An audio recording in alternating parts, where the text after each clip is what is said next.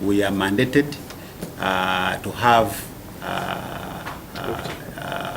a contribution to the development of our alma mater, and this is in the Education Act.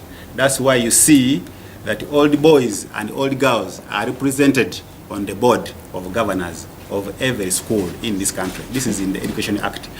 This gentleman has only been head teacher for 2 years, and he has never managed a school as of Butiki College's stature. Number 3, the gentleman doesn't have any track record of good performance where he has been.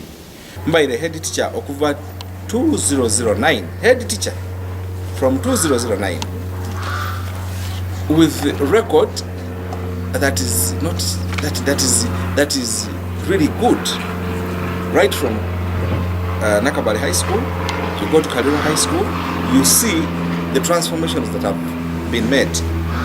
As I talk right now, the parents of Kalira High School are on the gates.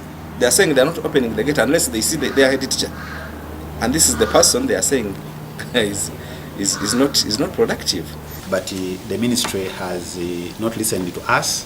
We have spoken to the founding body, that is Busoga Kingdom, about our choice, but they have not listened to us. We want really to inform the public that I'm legally the head teacher of Butiki College Butiki. Amutegeeza ba all students ni mikwano gyange mwena nti mu mateeka ndi mu isomero lya Butiki College Butiki, kubanga baluwa empa isomero eryo enkobo kutandika ngena kwedda omwezi lulala omwezi ogwokusatu omwaka guno. Najja ku isomero na reportinga munanga aliyo yandisivinga bulungi, najja niye chairperson board of governors yandisivinga, era ndikusuubira nti saawa yona kasita munange ampa bikola kwedda kuba tutandika.